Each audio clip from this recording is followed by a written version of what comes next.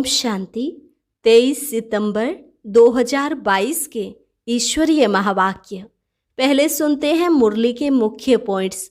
बाबा ने कहा, जब तक बाप ना आए तब तक आत्मा जो संकल्प करती है वह विकल्प ही बनता है। अभी बाप द्वारा तुमको बुद्धि मिली है, रोंग काम करने के लिए तुमको मना है। इन कर्मेंद्रियों से अब कोई विकर्म नहीं करना। देह सहित जो कुछ है वह सब यहीं छोड़ अभी तुमको बाप के पास वापस जाना है, तो देह अभिमान छोड़ देना चाहिए। आत्मा का काम है बाप से वर्षा लेना। बाप तुम बच्चों को पुरुषार्थ करा रहे हैं।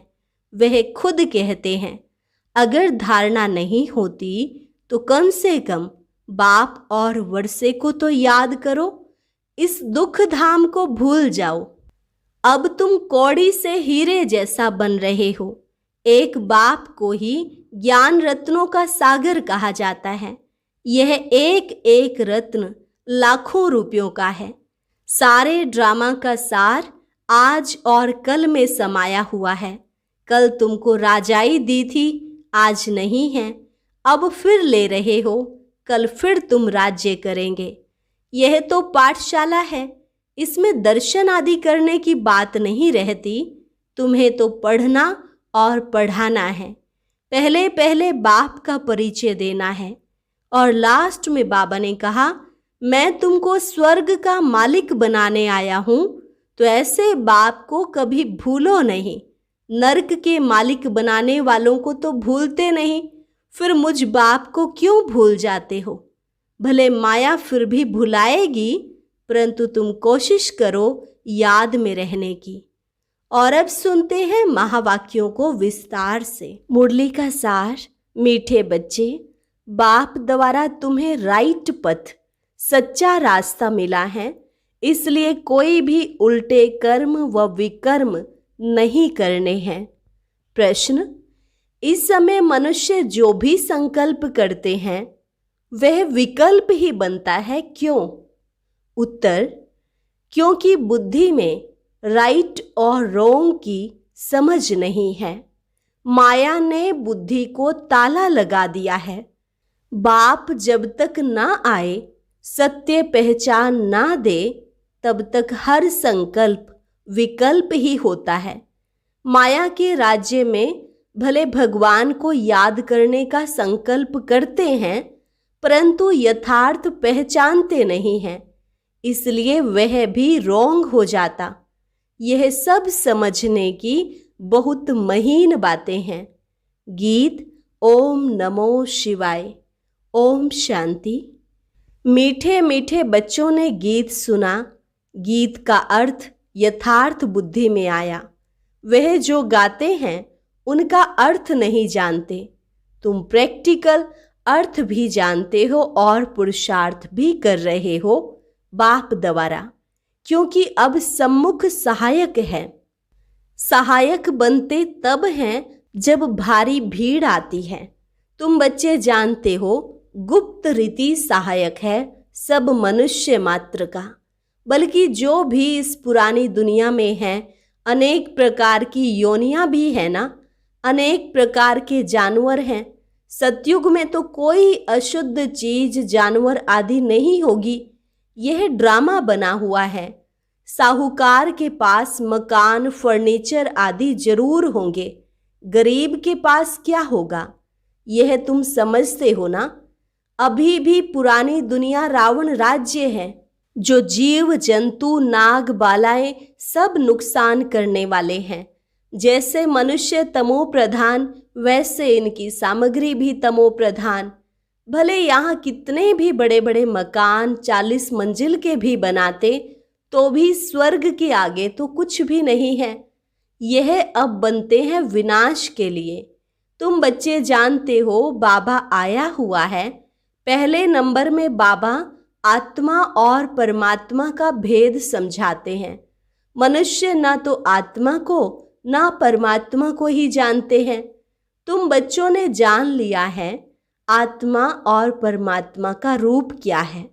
मंदिरों में पूजा होती है, बनारस में बड़ा लिंग रखा हुआ है, उनकी सब पूजा करते हैं। कहते भी हैं कि आत्मा स्टार भ्रिकुटी के बीच रहती है। अब भ्रिकुटी के बीच बड़ी चीज हो तो ट्यूमर हो जाए, यह समझने की बातें हैं। परमात्मा भी स्टार है, परंतु तुम भूल जाते हो। जब शिव बाबा को याद करते हो तो बुद्धि में यह आना चाहिए कि बाबा स्टार है, उनमें सारा ज्ञान है, वह सत्य है, चैतन्य है, उनमें ही बुद्धि है। मन अलग चीज है, बुद्धि अलग चीज है। मन को तूफान आते हैं, सतयुग में कोई तूफान आदि आते नहीं हैं। यहाँ संकल्प विकल्प चलते हैं। इस समय जो भी मनुष्य संकल्प उठाते हैं वह विकल्प बनता है। इन बातों को अच्छी रीति समझना है।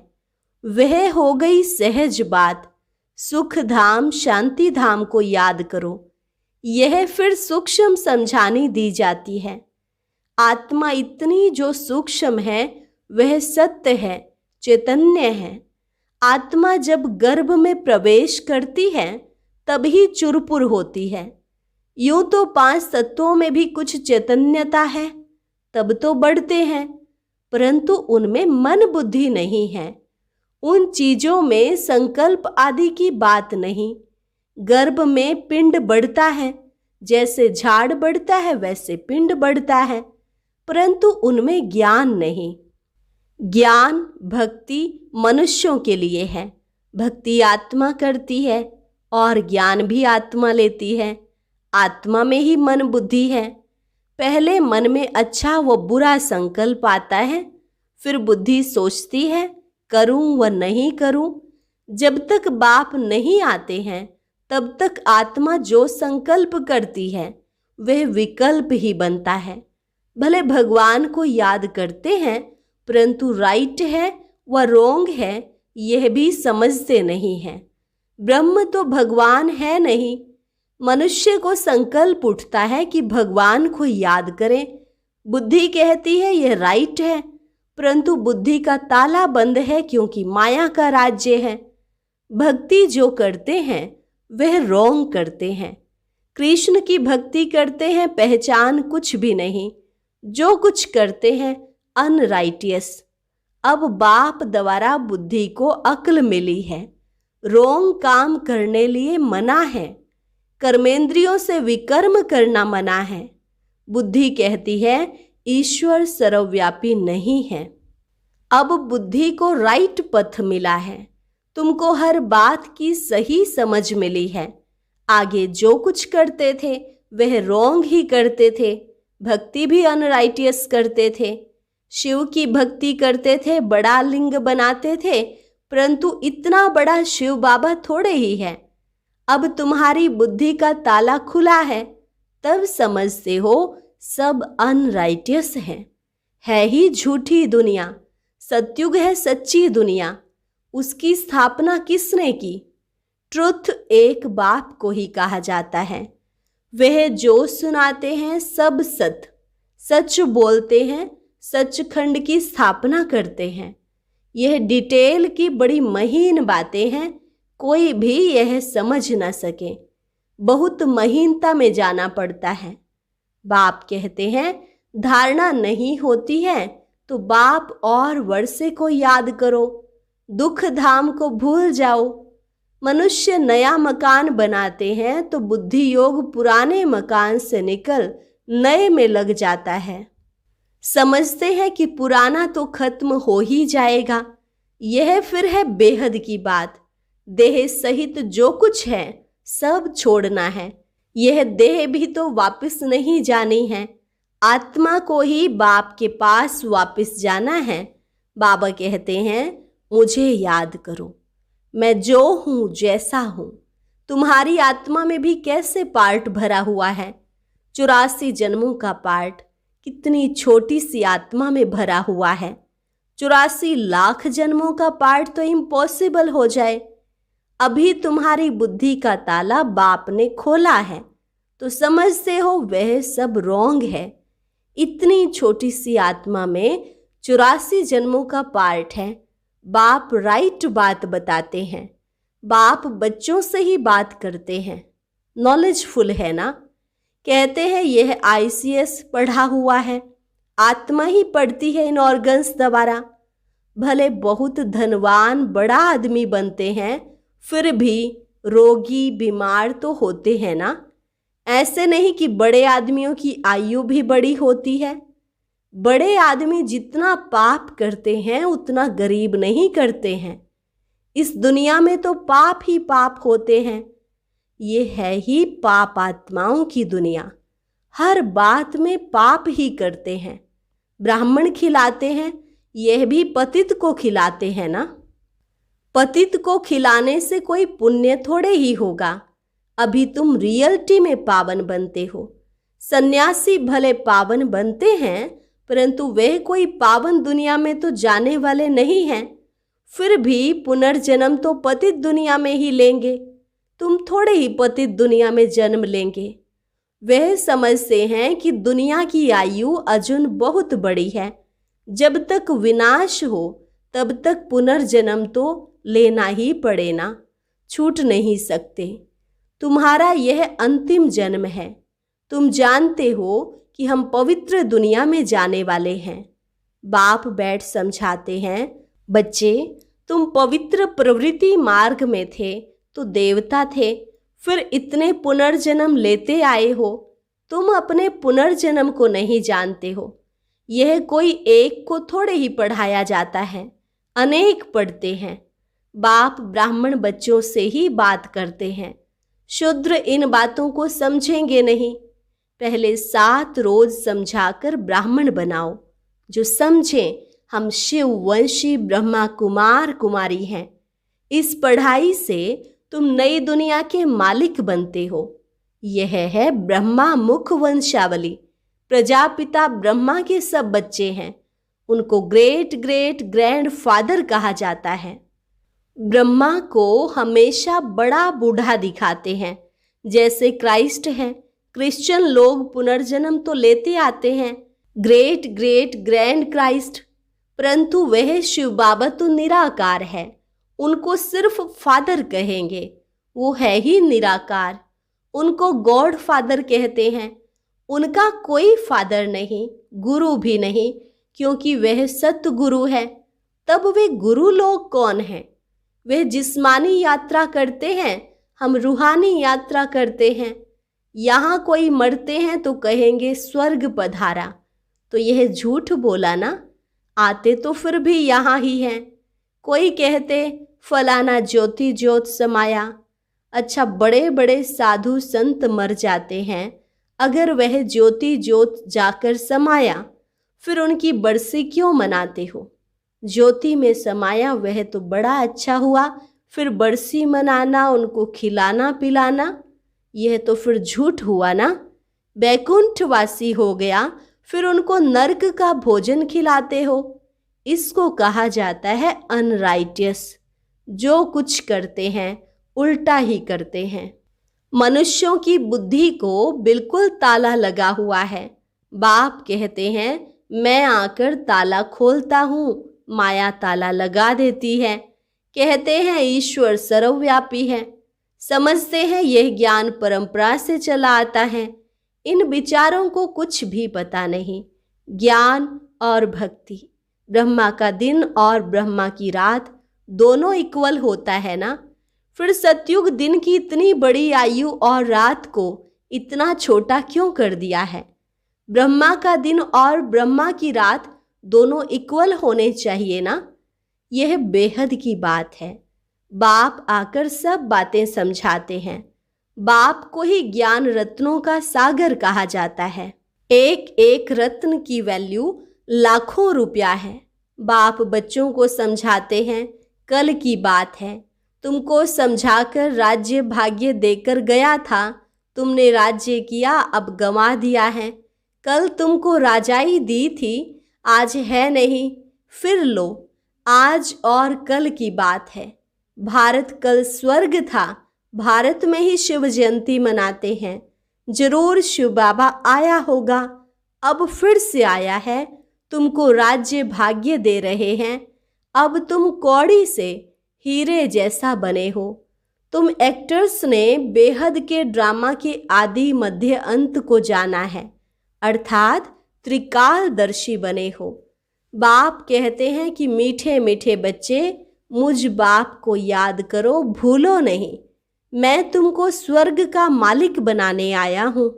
तुम नर्क के मालिक बनाने वालों को भूलते नहीं हो और मुझ बाप को भूल जाते हो। माया जरूर भुलाएगी, परंतु तुम कोशिश करो याद में रहने की। आत्मा को बाप ज्ञान देते हैं। आत्मा का काम है बाप से वर्षा लेना, देह अभिमान छोड़ना है। तुम बच्चों को पुरुषार्थ कराने वाला एक बाप है। यह पाठशाला है, इसमें दर्शन करने की बात नहीं रहती। प्रिंसिपल का दर्शन करना होता है क्या? यह तो समझने की बात है। यह राजयोग की पाठशाला है, आकर समझो। पहले पहले समझानी देनी है एक बाप की, तब तक आगे बढ़ना ही नहीं है। बाप की समझानी दे, फिर लिखवा लेना चाहिए। निश्चय बैठ जाए कि शिव बाबा से बेहद का वर्षा मिलता है, तो ऐसे बाप से मिलने बिगर रह ना सके। त्रिमूर्ति शिव कहा जाता है। ब्रह्मा विष्णु शंकर को रचने वाला शिव। प्रजापिता जरूर ब्रह्मा को ही कहेंगे, विष्णु व शंकर को नहीं कहेंगे। प्रजापिता ब्रह्मा द्वारा विष्णुपुरी की स्थापना होती है। जगत पिता और यह जगत अम्बा फिर लक्ष्मी नारायण जाकर बनते हैं, उनके बच्चे वारिस बनते हैं। बाकी त्रिमूर्ति ब्रह्मा का तो अर्थ ही नहीं निकलता। इनमें बाप ने प्रवेश किया है, इनकी आत्मा को बाप पवित्र बनाते हैं। अच्छा, मीठे मीठे सिकिलधे बच्चों प्रति माता पिता बाप दादा का याद प्यार और गुड मॉर्निंग। रूहानी बाप की रूहानी बच्चों को नमस्ते। रूहानी बच्चों की रूहानी बाप दादा को नमस्ते नमस्ते, गुड मॉर्निंग। धारणा के लिए मुख्य सार। पहली पॉइंट, बाप ने बुद्धि का ताला खोला है, इसलिए कर्मेंद्रियों से कोई भी रॉन्ग कर्म नहीं करना है। ध्यान रखना है कोई भी संकल्प विकल्प का रूप ना ले। अब वापस घर चलना है, इसलिए इस देह को भी भूलना है। दुख धाम से बुद्धि योग निकाल बाप और वर्षे को याद करना है। वरदान, व्यर्थ की अपवित्रता को समाप्त कर संपूर्ण स्वच्छ बनने वाले होली हंस भव। व्यर्थ की अपवित्रता को समाप्त कर संपूर्ण स्वच्छ बनने वाले होली हंस भव। होली हंस की विशेषता है सदा ज्ञान रत्न चुगना और निर्णय शक्ति द्वारा दूध पानी को अलग करना, अर्थात व्यर्थ और समर्थ का निर्णय करना। होली हंस अर्थात सदा स्वच्छ, स्वच्छता अर्थात पवित्रता, कभी भी मैलेपन का असर ना हो। व्यर्थ की अपवित्रता भी नहीं। अगर व्यर्थ भी है तो भी संपूर्ण स्वच्छ नहीं कहेंगे। हर समय बुद्धि में ज्ञान रत्न चलते रहे, ज्ञान का मनन चलता रहे तो व्यर्थ नहीं चलेगा। इसको कहा जाता है रत्न चुगना। स्लोगन, नाव और खिवैया मजबूत हो तो तूफान भी तोहफा बन जाते हैं। नाव और खिवैया मजबूत हो तो तूफान भी तोहफा बन जाते हैं। अच्छा, और अब सुनते हैं आज का अव्यक्त ज्ञान मोती।